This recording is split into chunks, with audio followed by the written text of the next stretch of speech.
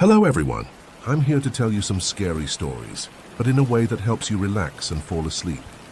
If you enjoy these videos, don't forget to like and subscribe, it really helps a lot. Also, tell me in the comments where are you watching from and what time is it right now. Now take a deep breath, listen to the gentle sound of the rain, and let your mind drift into the dark, peaceful world of tonight's story. The beginning. I was nearly 18 when I joined the Royal Air Force. The year was 1982, and I had been in the RAF for about a year.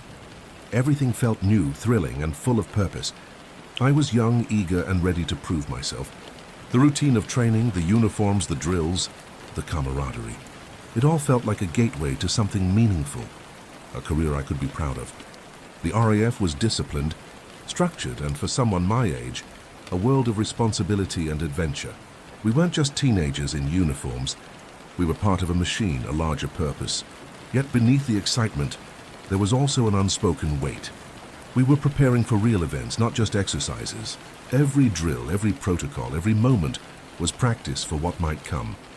I remember the anticipation in the air when the Falklands War began. Suddenly, what had been theoretical, the drills, the readiness, the planning became real. We weren't in the war zone, not yet. But the knowledge that men were fighting and dying just miles away made everything serious, deadly serious. It wasn't about play acting anymore. Every task, no matter how mundane, carried an invisible weight. Every action could in some way support those soldiers in harm's way. I had a friend, someone my own age, who shared my excitement. We were young and brimming with adrenaline, full of energy, ready to face challenges we didn't fully understand. "This is amazing," he said one day. "We're at war and this is for real. Not just training." His words at the time felt thrilling until the moment they became the single most regrettable statement of my life. The squadron warrant officer, a man whose reputation was legendary, half god, half devil, overheard him.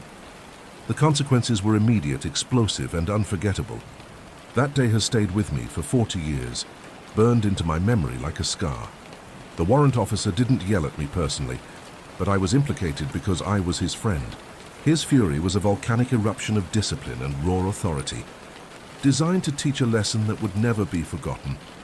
War is not exciting. That day marked the end of naive excitement, the beginning of a sobering education in the horrors of conflict. I would soon learn, in ways far too vivid to forget, what war truly entailed, its human cost, its unimaginable suffering, and the fragile lives hanging in the balance.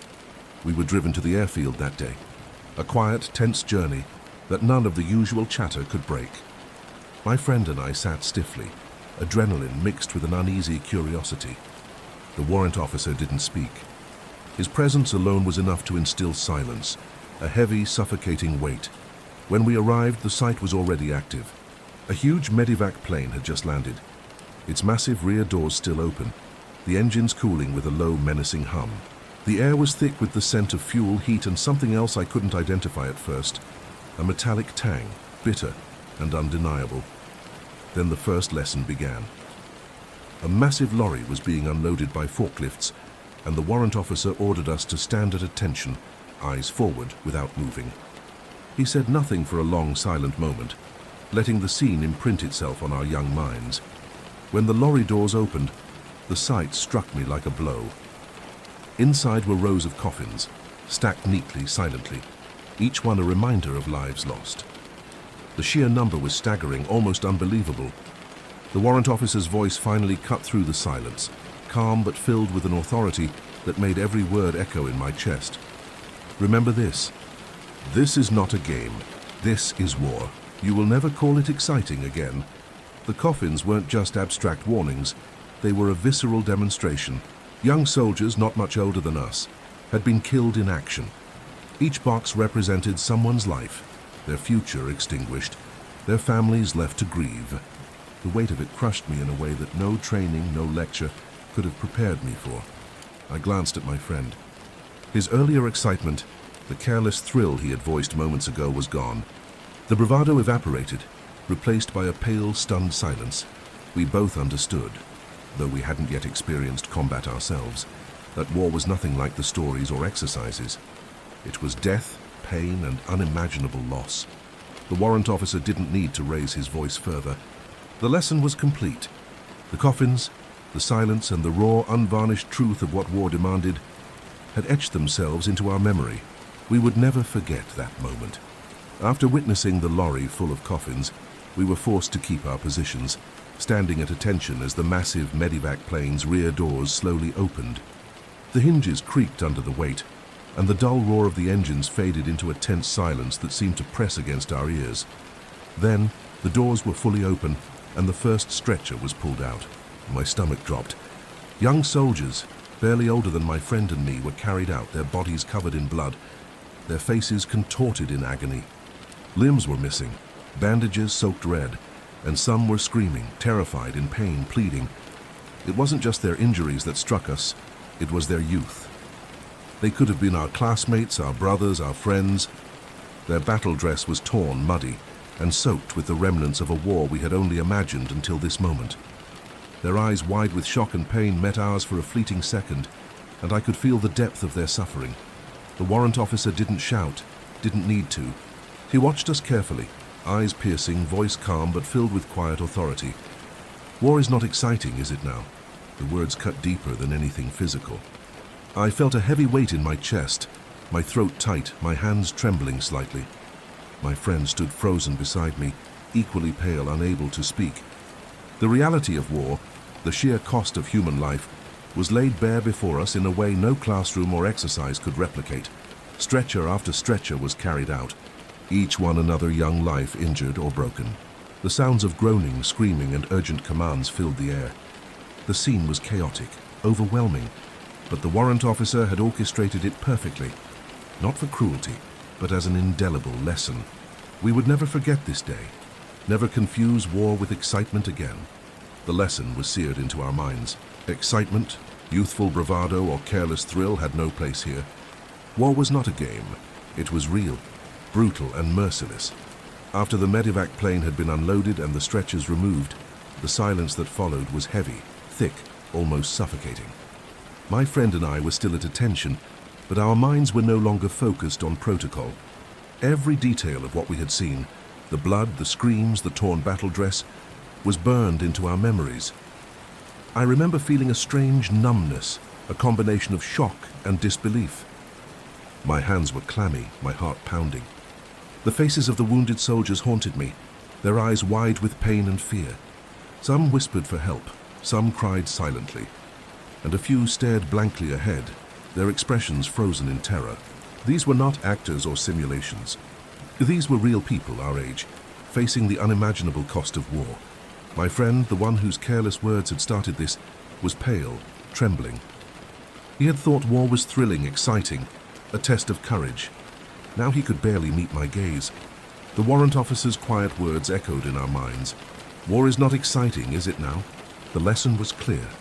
Our naivety, our youthful enthusiasm, had been shattered in an instant. The harsh reality of war could not be sugar-coated, could not be glamorized. Every coffin, every injured soldier, every cry of pain was a reminder of what real conflict demanded. Courage, endurance, and an awareness that life could end or be forever changed in a heartbeat. The drive back to base was silent. Neither my friend nor I spoke. My thoughts churned, replaying the scene over and over. For the first time, I understood that war was not about adventure. It was about human cost. It was about loss, suffering, and the unbearable weight of witnessing what others endured while you were safe but responsible. That day left a mark I would carry for the rest of my life. Even decades later, the memories are as vivid as if they happened yesterday. The blood, the screams, the sheer helplessness of those young soldiers, everything seared into my mind. The RAF had given me discipline, purpose, and skill, but that day, it had given me a lesson in the true cost of human life in war. The days after that airfield experience were quiet on the surface, but inside everything had shifted. Training continued as usual, but my perspective had changed completely. Each drill, each instruction, each routine now carried an unspoken gravity. I was no longer a boy excited by the uniform or the regimented life. I had seen what real war looked like, and it had left me unsettled, haunted in ways I hadn't yet understood. My friend, still reeling from the experience, kept his distance from conversation. The incident at the airfield had taught both of us a painful lesson. Naivety could be fatal, even if you were not directly in the war zone. Every time we saw a coffin being transported or heard of another casualty, the images from that day replayed in our minds. It was a constant gnawing reminder that life was fragile and that war spared no one, not even the young and untested. I noticed subtle changes in myself. Sleep came with difficulty, and when it did, the dreams were vivid and unrelenting. I would see the stretchers, hear the cries, smell the metallic tang of blood and fuel. Occasionally I would wake in a panic, my body drenched in sweat, heart hammering, feeling as though the air around me was heavy with fear. At the same time, my training didn't stop. I continued to follow orders meticulously, determined to prove myself capable and responsible. But the innocence I had brought to the RAF was gone. The excitement I had felt about my new career had been replaced with a profound respect and fear for the reality of war. Every task now seemed imbued with purpose, but also with an acute awareness of mortality. Even casual conversations with peers became difficult. Some tried to maintain lightheartedness about the war, or speculate about adventures in the conflict, and I couldn't participate. My mind always returned to the airfield, the lorry full of coffins, the injured young soldiers, the quiet but piercing words of the warrant officer. I realized that I had learned a lesson in war that no amount of training or preparation could teach, a lesson about the fragility of life and the overwhelming cost of conflict. 40 years later, I still remember that day in exact detail. It shaped the person I would become, the way I perceive danger, and the way I value every human life. That airfield, those coffins, those wounded soldiers, they became etched in my mind as a permanent reminder. War is never exciting. Life in the RAF continued, but it was different now. Every day carried a quiet tension, a weight that wasn't visible but always present. Training drills went on, schedules were followed, and orders were executed. But beneath the surface, the memory of the airfield hung like a shadow over me and my friend. We were still young, barely adults, learning to navigate responsibility and danger. But the excitement that had once fueled us was replaced by a heavy, sobering awareness. The images of the lorry full of coffins, the medevac plane unloading wounded soldiers, and the screams of young men in pain never left us. Even in moments of laughter or camaraderie with fellow recruits, the memory lingered, quiet but persistent. Our peers noticed a change. Some tried to lighten the mood, joking about war as if it were a game, but we couldn't. We had seen its cost firsthand. It created distance between us and others at times, a subtle isolation born of knowing the reality of death and suffering that others could not fully comprehend. Yet, there was camaraderie too. In shared silence, my friend and I understood each other without words. We had survived a lesson that none of the other recruits had experienced, and it bound us together. When one of us flinched at a loud bang during drills or turned pale at the mention of a casualty, the other silently recognized the memory behind the reaction.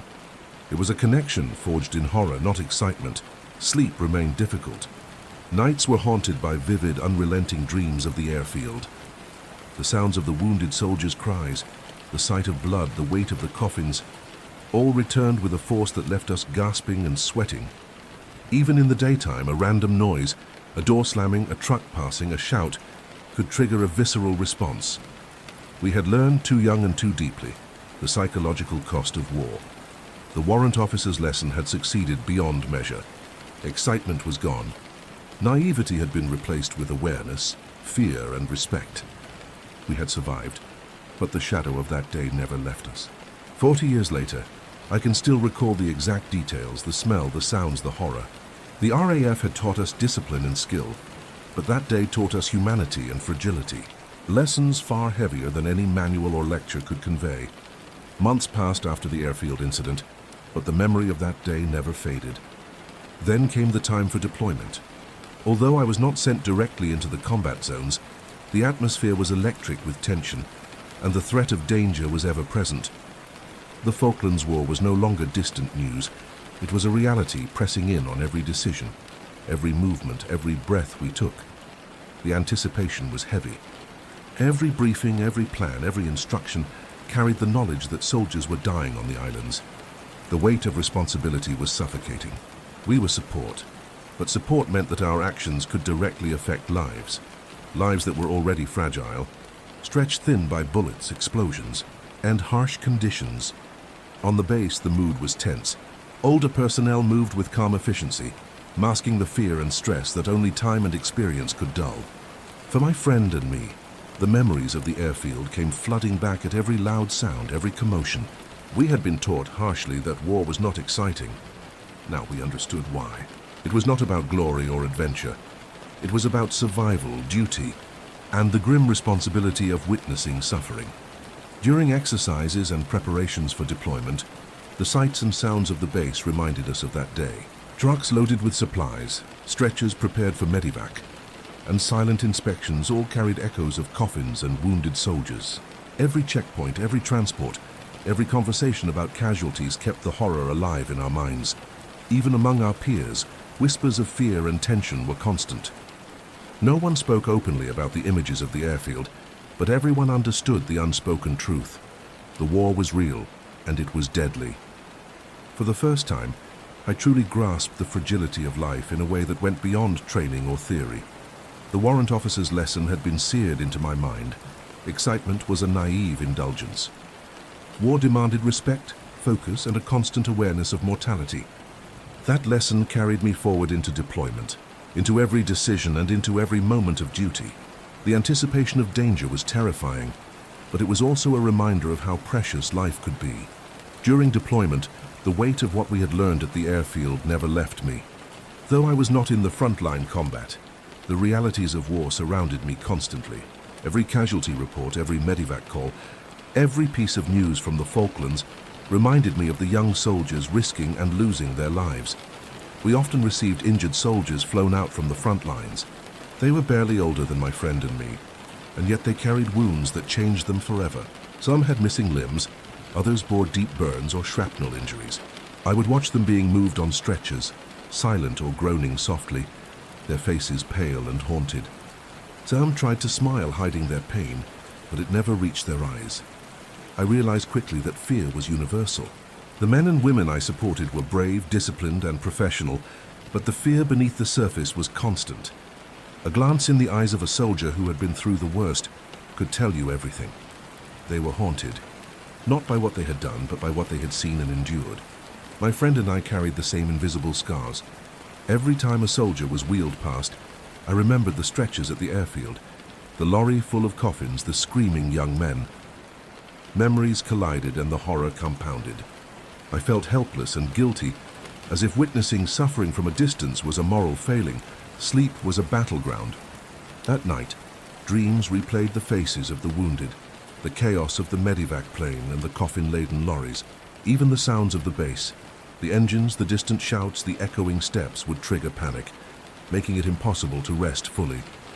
My mind was constantly alert, scanning for danger, replaying trauma, and imagining what could go wrong. The warrant officer's lesson had never felt more real. War was not exciting. Excitement had been replaced with vigilance, respect, and an unrelenting awareness of mortality. It was a lesson that shaped my every decision, my every thought, and my understanding of life itself. Though we were away from the battlefield, the faces of the soldiers reminded me daily that war was not abstract. It was living, breathing, painful, and tragic. The human cost of conflict was laid bare, and it left a lasting mark on anyone who dared to observe it. After the Falklands War ended, the world outside the base seemed unchanged. But for my friend and me, everything had shifted. The war had left its mark, not on our bodies, but on our minds, our perceptions, and our understanding of life and death. Even away from the base, the memories haunted us. The coffins, the bloodied soldiers, the cries of agony replayed in my mind. I would see the faces of the wounded when I closed my eyes, feel the weight of the warrant officer's words, and remember the stark lesson. War is not exciting. It is devastating, merciless, and irrevocable. Sleep remained troubled. Episodes of nightmares and flashbacks were frequent. A truck passing by on the street could trigger the memory of a medevac vehicle. A faint scream in the distance could recall the voices of the wounded soldiers. Ordinary life became interlaced with invisible reminders of what we had witnessed, and the emotional scars refused to fade. Friendships and daily routines changed as well. The casual camaraderie of youth seemed shallow against the backdrop of real human suffering we had seen. Our peers who had not witnessed the airfield or the medevac plane couldn't fully understand the depth of our experience. We had shared trauma that bound us together, but also set us apart. For decades I carried these memories. Every anniversary of that day, every story of a soldier's death, every news report of conflict stirred the same mix of grief, horror, and respect. I realized that the true cost of war is not only in the lives lost, but in the lasting weight it leaves on those who witness it, even from a distance. The war had taught me lessons no training manual could provide. Respect for life, the fragility of the human body, and the weight of responsibility. These were lessons that could not be ignored or forgotten. 40 years later, I can recall every detail of that day, every cry, every face, every coffin. They are permanent imprints, reminders that some experiences are never truly left behind. Decades have passed since that day at the airfield, yet the memories remain as vivid as ever. The sight of the lorry full of coffins, the medevac plane unloading young wounded soldiers, and the quiet authority of the squadron warrant officer have never left me. They are burned into my mind, permanent reminders of the harsh realities of life and war. The experience shaped who I became, not just as a member of the RAF, but as a person. I learned far earlier and more intensely than most that life is fragile and precious, that the excitement and naivety of youth can be replaced instantly by the weight of responsibility, the horror of human suffering, and the need for courage even when fear dominates. Even now, ordinary experiences can trigger memories. A loud sound, a sudden movement, or even the mention of war can bring the emotions flooding back. Fear, grief, and deep, unshakable sadness. Sleep is sometimes uneasy, my mind replaying fragments of that day. But I also carry the understanding, hard-earned, that these memories are not just trauma. They are lessons in empathy, respect and awareness. The war, the airfield, the faces of the injured, the coffin-laden lorry, they taught me what words cannot. War is not exciting. It is never a game. It is devastating, unforgiving and real in a way that no textbook or training exercise can convey. It left scars that are invisible yet permanent, shaping every decision, every thought, and every understanding of life's fragility. 40 years later, I can still remember every detail. But I have also learned to carry these memories not as burdens alone, but as reminders of the cost of conflict and the value of life. The experience has given me perspective, a deep respect for those who endure the unthinkable, and a lasting commitment to never forget the human price of war. And though the horror of that day will always remain, I am left with a solemn gratitude for life, a recognition of the fragility of youth, and the profound truth that some lessons, though painful, are invaluable and eternal. A new beginning in the early 2000s, a wealthy business executive decided to relocate to Nagar, Bangalore, with his wife and their 3-year-old son. His work demanded frequent travel across India, overseeing the setup of his steel store branches, yet the family was ready for a new chapter. They anticipated staying in Nagar for several years, possibly longer, so they decided to invest in a plot of land and build a house that would serve both as a home and a future investment. The land they purchased was relatively cheap, but it had a peculiar history. Attached to the plot was a small cemetery, and the soil used for construction, mud and sand, was reportedly sourced from a ground near the cemetery. Some locals whispered that traces of the cemetery's clay had mixed with the building materials. At the time, the family paid little attention to these murmurs, focused on constructing their dream home. The house was completed, and the family moved in. On the first night, the wife sensed something unusual. She heard strange noises from the roof, soft, almost imperceptible creaks and footsteps, but when she investigated, there was nothing. Shadows seemed to move in corners, where there should have been none, yet when she turned to look, the rooms were empty. At first, she dismissed it, attributing it to fatigue or her imagination. She shared her concerns with her husband and a few neighbors, but they laughed it off, thinking she was overthinking. "It's a new house," they said.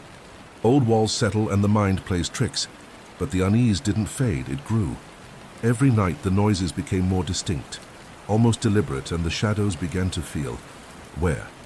Her unease escalated while her husband was away on business in Bangalore. Alone in the house, she started noticing changes she could not explain. Beds shifted positions overnight. Doors creaked open by themselves. Most terrifying of all, she began hearing voices.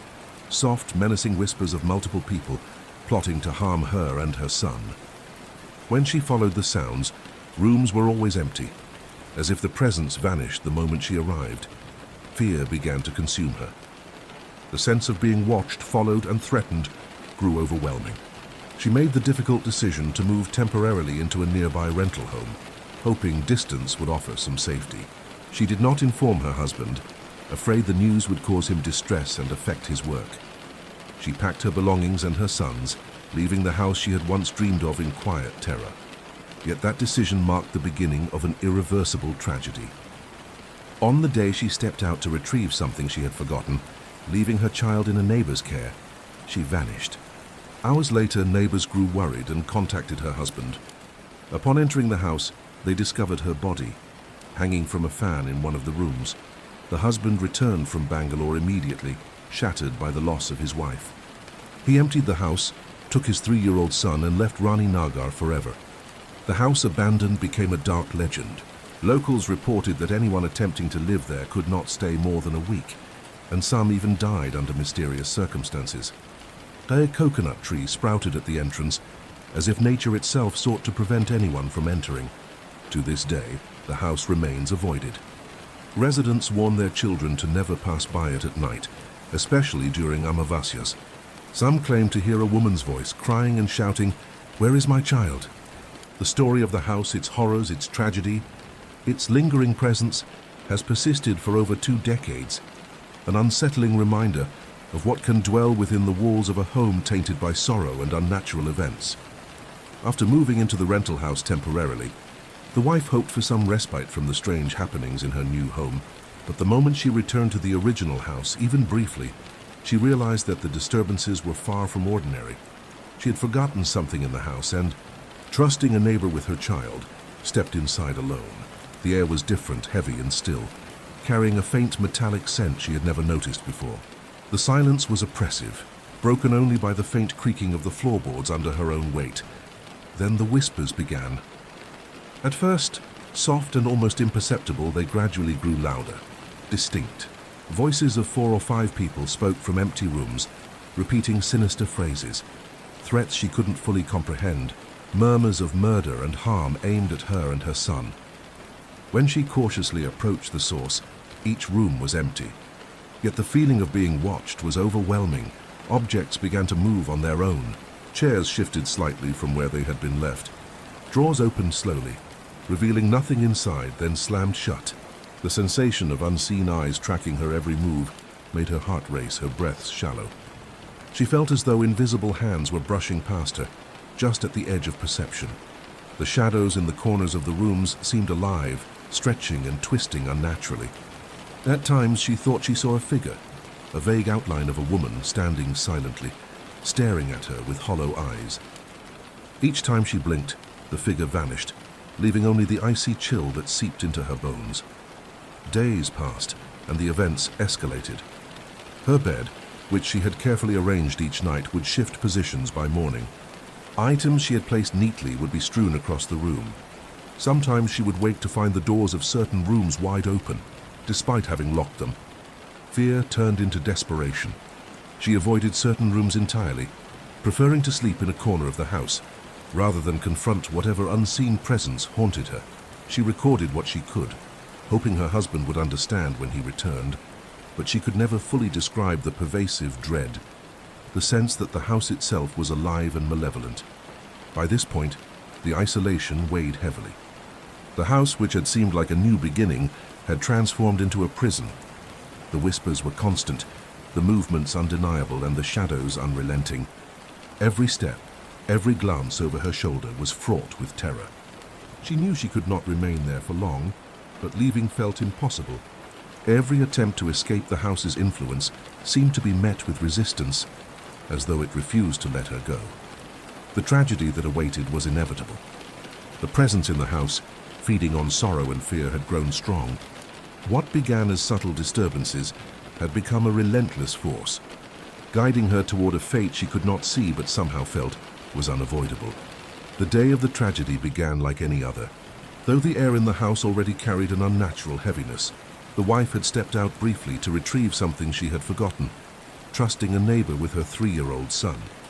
She never anticipated what awaited her inside, or the sinister force that had been growing stronger each day. Hours passed, and her absence drew concern. The neighbor, worried that she had not returned, contacted her husband. Panic spread quickly among the few nearby neighbors as they gathered, fearing the worst. The journey back to the house felt longer than usual, each step heavy with dread and anticipation. When they entered the house, a chilling sight awaited them. The wife was hanging from the fan in one of the rooms, her life taken in a moment of despair and fear. The scene was horrifying, not just because of her death, but because it seemed to encapsulate every terror she had endured in that house. The whispers, the shadows, the shifting objects, they had led her to this moment.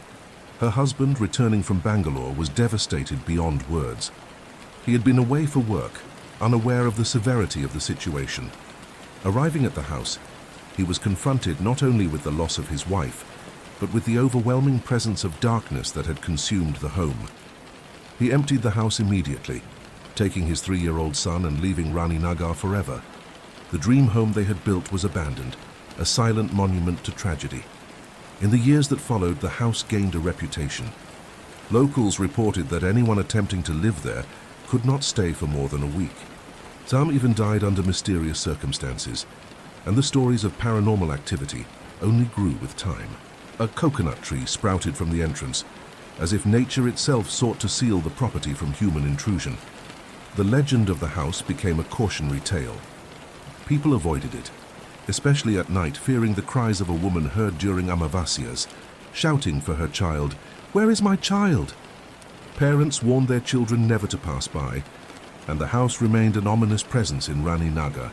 Even 22 years later, the house had witnessed multiple murders, and its eerie reputation persisted. The combination of sorrow, violent energy, and lingering paranormal presence ensured that the house remained a place to be feared and avoided. It was a monument to human tragedy, a site where grief, darkness, and death had taken permanent residence. After the tragic death of the wife and the departure of the husband and child, the house in Rani Nagar remained empty. Its dark history, however, did not deter a few daring souls. Some locals, seeking cheap rent or curious about the abandoned property, attempted to move in. But the house seemed to reject anyone who crossed its threshold. The first families that moved in reported strange occurrences immediately. Doors would slam shut on their own, sometimes locking them inside rooms. Cold drafts appeared in the middle of summer, and objects, utensils, furniture, even heavy items, shifted inexplicably. One neighbor recounted seeing shadows moving against the walls, shapes that had no source and disappeared when looked at directly. After a week, the families left, unable to endure the relentless fear that permeated every corner. Some reported being woken by the sound of crying, soft at first, then building into shrill, piercing wails. The voice of a woman shouting, "Where is my child?" was repeated often by multiple people. Those who experienced it spoke of a weight in the air, pressing down on their chest, a suffocating presence that refused to let them breathe normally. Rumors spread quickly. Word of the house's tragic history, combined with first-hand accounts of supernatural events, solidified its reputation as a place no sane person could live. Locals began avoiding the street entirely at night, especially during Amavasyas, when the supernatural energy was said to peak. Children were forbidden from walking near the house, and parents warned them with stern seriousness, as though the house's wrath could reach across the road. Even attempts to renovate or repair the house were met with inexplicable failures. Walls cracked overnight, plumbing systems failed without reason, and construction tools were misplaced or broken mysteriously. It was as if the house itself, fueled by grief, tragedy, and the lingering presence of the deceased wife, actively resisted any human intrusion. Over the next few decades, the house became a dark legend in Rani Nagar.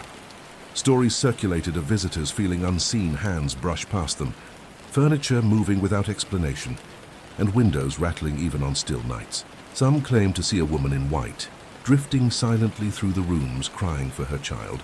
The coconut tree at the entrance, growing in the middle of the pathway, became a symbolic barrier, a natural warning for anyone who dared approach. The abandoned house had transformed from a home into a cautionary tale. Its walls bore silent witness to sorrow, death, and fear, and the community learned to respect or fear the power that resided there. The tragedy of the wife had been only the beginning. The house itself had become a permanent testament to the darkness that grief and despair could create.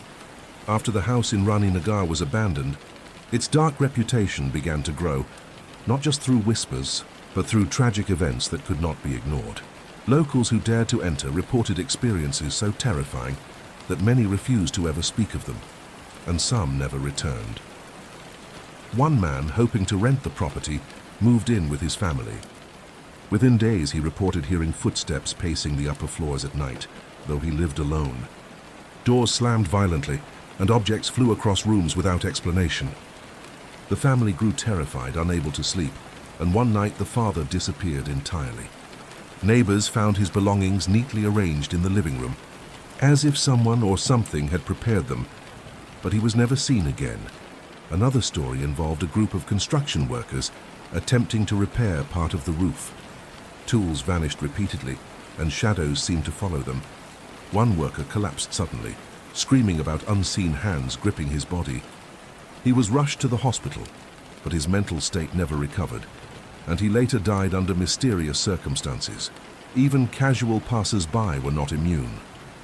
Children reported seeing a lady in white, crying and shouting, "Where is my child?" Shadows that moved independently of any person, cold drafts in closed rooms, and a pervasive feeling of being watched were consistent among witnesses. Some adults, braving the house out of disbelief, emerged pale, shaking, and unwilling to speak of what they had seen.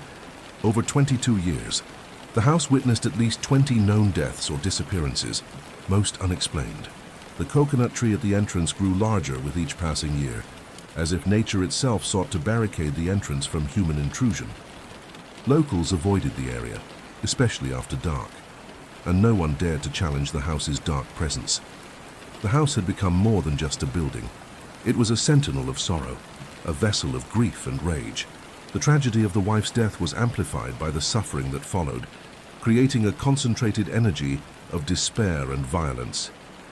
It was said that anyone who underestimated it quickly discovered that the house was not merely abandoned. It was alive, aware, and unwilling to forgive.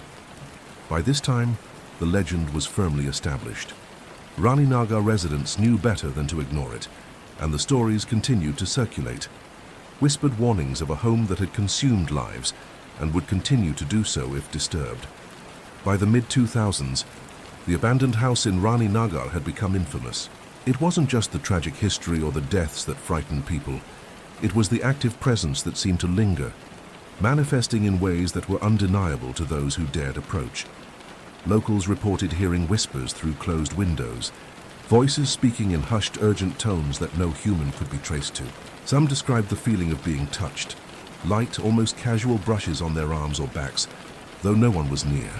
Pets refused to go near the house, barking and yelping at invisible entities, often retreating in fear, leaving their owners struggling to explain the unusual behavior.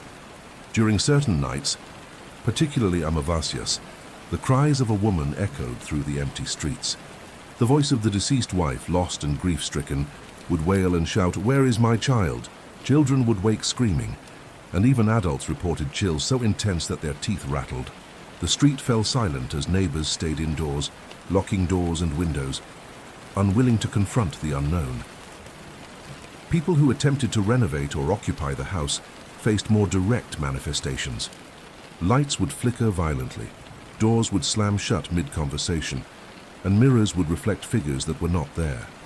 Shadows danced unnaturally, independent of any light source, sometimes taking shapes that resembled a woman searching desperately for her child. The coconut tree that had grown in the middle of the entrance was more than a simple plant. It became a symbol of the house's resistance. Anyone attempting to cut or move it found their tools breaking, or they felt an unseen force pushing them away. Locals joked that even nature itself had allied with the spirit to protect the house from intrusion. As word spread, the surrounding community began to adapt their lives around the house. Parents forbade children from playing near the road at night. Delivery personnel avoided the area after dusk. Even local authorities reportedly hesitated to enter, leaving the house untouched, a permanent reminder of both human tragedy and supernatural power. Over the years, the house's presence became more than a story. It was a living warning. Anyone who approached felt its weight immediately, the despair, the rage, the sorrow of a woman who had lost everything. The combination of death, grief, and unexplained phenomena ensured that the house remained a terrifying landmark, impossible to ignore, impossible to forget. By the 2010s, the abandoned house in Raninagar had developed a fearsome reputation. Despite the warnings, curiosity seekers and thrill seekers occasionally attempted to enter, only to encounter experiences that terrified them to their core. One group of college students decided to spend the night inside. At first, the house appeared eerily quiet, with dust settling over abandoned furniture. But soon, strange things began to occur. Doors creaked open by themselves, and heavy objects would move inexplicably. Whispers echoed from empty rooms, growing louder and more urgent with each passing hour. One student, attempting to take a photograph, noticed in the flash of the camera a faint, transparent figure of a woman crouching in the corner of the room. When they turned to look directly, the figure vanished. Another claimed to feel a small icy hand clutching his ankle as he walked down the hallway. Panic set in, and the students fled, leaving behind their belongings. Local vendors reported seeing a woman in white roaming the perimeter of the house at night, carrying the air of despair and loss. She was never seen during the day, and whenever anyone approached, she vanished into the shadows. The voice of a child crying could occasionally be heard alongside hers, though no child was ever visible. Even experienced paranormal investigators who visited the house spoke of a palpable presence, energy that was thick, suffocating and overwhelmingly sorrowful. Electronic devices malfunctioned, cameras failed to record correctly, and thermometers detected sudden cold spots. Some reported feeling an invisible force pushing them back toward the entrance, as if the house itself were alive and unwilling to allow intrusion. The house also became notorious for accidents. A delivery man delivering supplies to nearby residents claimed that an invisible force knocked him down the stairs of a neighboring property when he walked too close. Others reported minor injuries, cuts and bruises after brushing past the boundaries of the house, seemingly without explanation. Stories of the haunting became folklore. Parents refused to allow children near the house after sunset, warning them of the cries, the shadows, and the angry presence within. Locals who had lived in the neighborhood for decades whispered tales of those who dared enter and the consequences they faced. Each account, while terrifying on its own, added to the house's growing legend as one of the most haunted locations in Bangalore. As the years passed, the story of the house in Raninagar became more than just local folklore. It gained a reputation as a cursed property. Those who investigated learned disturbing details about its construction. The soil, clay, and sand used to build the house had been sourced from a ground attached to a cemetery. Some of this soil, they realized, had likely contained remnants of graves, and with it, traces of unrested spirits. Locals whispered that disturbing the earth of the dead, even unknowingly, could awaken forces beyond human comprehension. The energy from the deceased, combined with the tragic death of the business executive's wife, seemed to have created a permanent and restless presence within the house. It was as if the house itself had absorbed sorrow, anger, and despair, transforming into a living entity, unwilling to forgive or forget. Eyewitnesses reported that the supernatural energy was strongest in the rooms where the wife had experienced the most fear. Her bedroom, the hallway, and the rooms where she reportedly heard voices warning her of murder. Shadows were no longer occasional. They moved with intention, following intruders, sometimes blocking exits or appearing directly in their path. Cold air pockets would form suddenly, chilling visitors to the bone. Several paranormal investigators claimed that the entity within the house had a dual nature. It was grieving and searching, yet also vengeful toward anyone who intruded. The cries of "Where is my child?" were said to be genuine expressions of sorrow. Yet the same energy could manifest as violent disturbances, furniture thrown, objects breaking, and invisible forces striking anyone who dared challenge it. Even nature seemed to be in on the warning. The coconut tree that grew in the middle of the entrance was symbolic. Anyone trying to remove it or create an unobstructed path reported injuries or accidents. It was as if the tree were a guardian, a natural sentinel, keeping humans at bay and preserving the energy within. The house, built on disturbed soil and marked by tragedy, had become an entity of its own. It was no longer merely a building. It was a vessel of grief, a magnet for supernatural activity, and a warning that some places, once touched by sorrow and unnatural forces, can never truly be tamed. Even 22 years after the tragic events, the house in Raninagar maintained its ominous presence. Locals reported that it seemed awake at night, aware of anyone venturing too close. The cries of the woman searching for her child were still heard, particularly on dark nights and during Amavasyas, sending shivers down the spines of those living nearby. People passing the street after sunset often reported strange sensations, a sudden drop in temperature, the feeling of being watched, or whispers that seemed to come from nowhere. Some even claimed to see shadows moving behind the broken windows, long dark shapes that didn't belong to anyone outside. Mothers would pull their children close and hurriedly take alternate routes to avoid the house, wary of the invisible force within. Curious visitors still attempted to enter. One group of thrill-seekers armed with cameras reported lights flickering uncontrollably as they crossed the threshold. Cameras malfunctioned, recording only static or fleeting images of a woman in white hovering in the hallways. They felt invisible hands push against their bodies and heard indistinct voices chanting or crying. Panic set in, and they fled, vowing never to return. Delivery personnel and local workers learned to respect the house from a distance. Tools or materials left near the property would vanish mysteriously or be found smashed. Even the coconut tree at the entrance acted like a silent guardian, discouraging anyone from passing through, and seemingly growing more imposing over time. The house had claimed a total of 20 known deaths, though whispers suggested the number might be higher. Its influence extended beyond the building itself. Fear radiated outward, shaping the behavior of the entire neighborhood.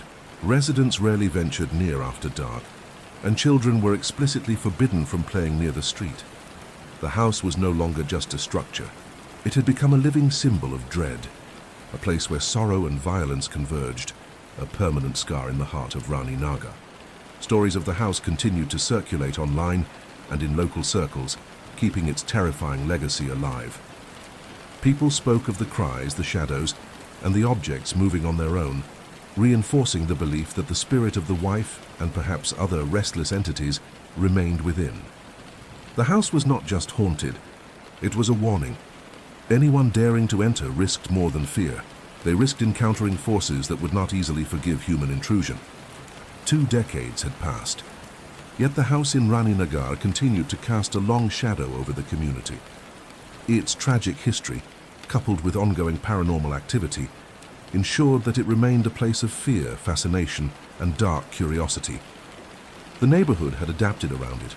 Streets were quieter at night, children avoided the area, and locals never spoke of the house without a shiver of apprehension.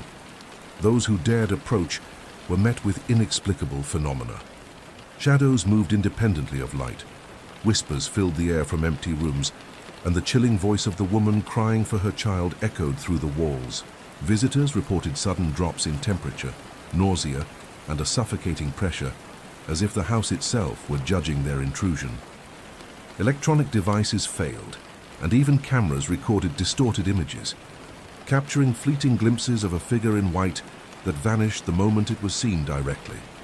The coconut tree at the entrance, now massive and ancient, acted as both a barrier and a symbol. It seemed almost alive, growing straight from the middle of the doorway, reminding everyone that nature itself conspired to protect the house from human intrusion. Locals said the tree was a sentinel, rooted in grief and tragedy, warning away anyone who might disturb the house's dark legacy. Over the years, the house had claimed 20 known lives, though some whispered that the true number was far higher. Those who survived encounters spoke of a deep, lingering dread, a psychic mark left by the house that haunted them long after they fled. Even from a distance, the presence was palpable, and the neighborhood accepted the house as an untouchable, cursed landmark. The legend of the woman's sorrow endured, Her cries of "Where is my child?"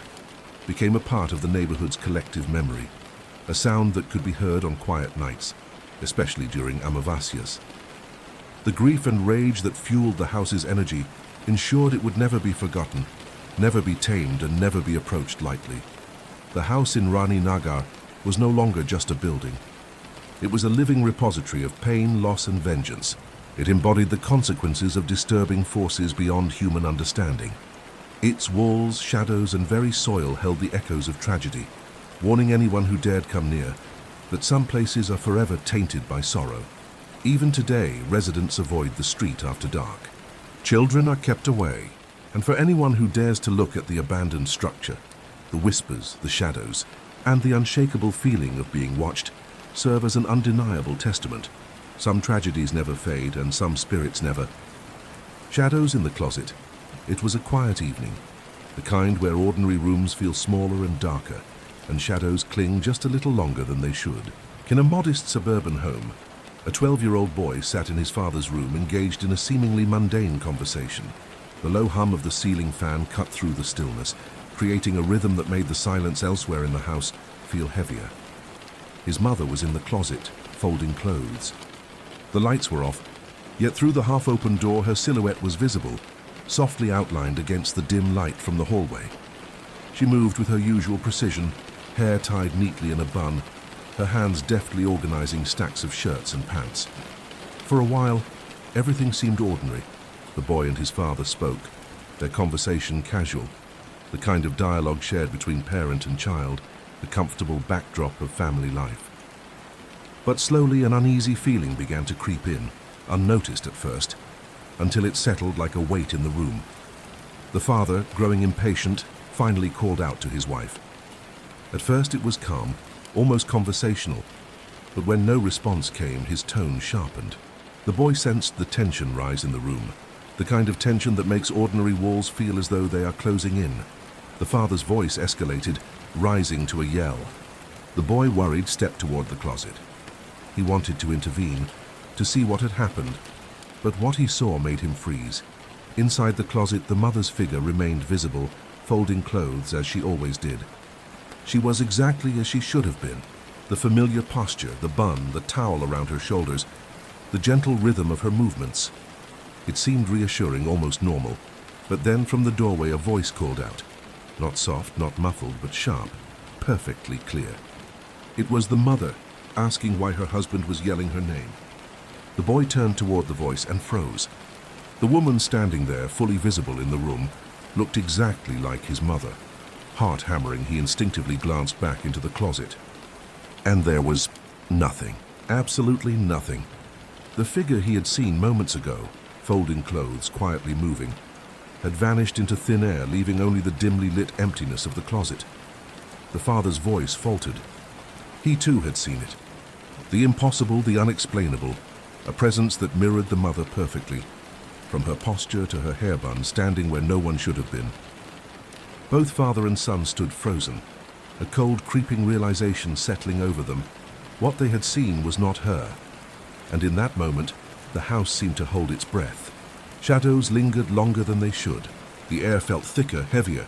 Something had entered the room, mimicking familiarity so convincingly that disbelief wavered at the edges of reality.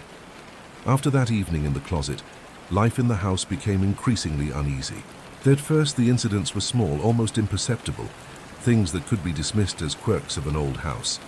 But the boy, now acutely aware of the possibility that something was wrong, began noticing details his younger mind could not ignore. The faint creak of the floorboards seemed to follow him, not just under his own steps, but in the quiet moments when no one moved. Doors would slowly close on their own, as if guided by invisible hands. Sometimes he could swear the closet door where the incident had occurred last week had been left open, only to find it firmly shut when he checked. His father, initially skeptical, began to notice too. A sense of wrongness lingered in rooms where the air felt colder than it should. Lights flickered with no apparent cause, and reflections in mirrors seemed slightly delayed, as if something was just behind the surface waiting. The mother, though unaware of the incident the boy had witnessed firsthand, began to feel uneasy herself. She would sometimes sense the presence of someone watching her from the shadows, though when she turned, the rooms were always empty. Folding clothes, making dinner, or walking through the hallway, she occasionally caught a glimpse of movement in her peripheral vision. She shook her head, convinced it was fatigue, but her heart pounded each time she felt it. The boy would often wake at night, convinced he had heard soft whispers calling his name. At first he thought it was a dream, but the unease in the house refused to let him dismiss it. Even the family dog had begun to behave strangely, growling at empty corners, backing away from certain rooms, and refusing to sleep in its usual spots. It was as though the house itself was testing them, probing for fear. Every shadow seemed to stretch longer than it should. Every floorboard groan sounded heavier, deliberate. The incident in the closet had not been an isolated event. It had been the first real sign that something in the house could imitate reality, could step beyond the boundaries of what was natural. By now, a quiet tension permeated every corner of the home. Even the boy's father, once dismissive, felt the weight of eyes watching them from places unseen. The family lived with a constant low-level dread, sensing that whatever had manifested that night was not content to remain hidden. Weeks passed after the initial incident, and the house seemed to grow bolder. Shadows no longer lingered only at the edges of rooms. They moved deliberately, almost purposefully, following the family from room to room. The faint whispers grew louder, more distinct, echoing words in a tone that felt both familiar and alien. The mother, once skeptical of any notion of the supernatural, began to experience disturbances herself. One evening, while folding laundry in the living room, she heard soft footsteps behind her. Turning, she found nothing. The air grew cold despite the warm evening, and a shiver ran down her spine. A drawer slammed shut in the kitchen, startling her so much she dropped the clothes she was holding. Her husband began to notice similar anomalies. The boy would report seeing things that made the hair on his neck stand on end. Figures standing silently in corners, shadows moving against the walls, and the sensation of invisible hands brushing past him. Electrical appliances flickered and malfunctioned, as if the house were controlling its environment to amplify their unease. The incident in the closet had been a harbinger. Whatever had mimicked the mother's form that night was no longer bound to a single room or a single appearance. Now the house seemed alive, reacting to fear, escalating its presence whenever the family was alone or vulnerable. One night, the boy awoke to hear the voice of a woman softly calling his name. It was the same voice as before, his mother's, but it carried an eerie distortion, a hollow resonance that made his stomach churn. From the hallway, he glimpsed a figure in white, bun perfectly in place, standing motionless. He blinked, and the figure was gone, leaving only the oppressive silence of the house. Even the family dog had become wary, growling at empty corners, refusing to enter certain rooms, and retreating whenever anyone approached the closet where the first incident occurred. The house had learned their routines, their patterns, and it seemed to enjoy instilling fear, testing their limits. By now, fear had become a constant presence. The family no longer moved through the house with the ease of familiarity. They were cautious, hyper-aware, and on edge. Every creak, every flicker of light, every shift of shadow was amplified in their minds, blurring the line between perception and reality. The realization was chilling. The house was not merely haunted. It was awake. It was aware. And it had set its sights firmly on them. The days grew heavier, and the air inside the house seemed charged with something malevolent. Subtle disturbances were no longer enough. The entity began to make its presence violently known. It started one evening while the mother was alone, folding clothes in the same closet where the first incident had occurred. The room grew unnaturally cold, the kind of cold that seeps into bones and stiffens muscles. She paused, sensing a weight behind her, and turned slowly. Standing before her was the figure, the exact replica of herself she had never seen before. The bun in its hair, the posture, even the way it held the towel around its shoulders, everything was identical. But its eyes were hollow, dark voids, and the air around it seemed to pulse with a palpable dread. Frozen, she tried to speak, but no words came. The figure raised its hand slightly, pointing at her with an accusatory motion. The mother felt as if unseen chains had wrapped around her limbs, holding her in place, leaving her paralyzed and helpless. Her heartbeat thundered in her ears, echoing louder than the creaking of the closet door behind her. Meanwhile, the boy and his father, hearing her sudden gasp, rushed toward the closet. As they arrived, the figure was gone, yet the mother collapsed to the floor, shaking violently, her eyes wide with horror.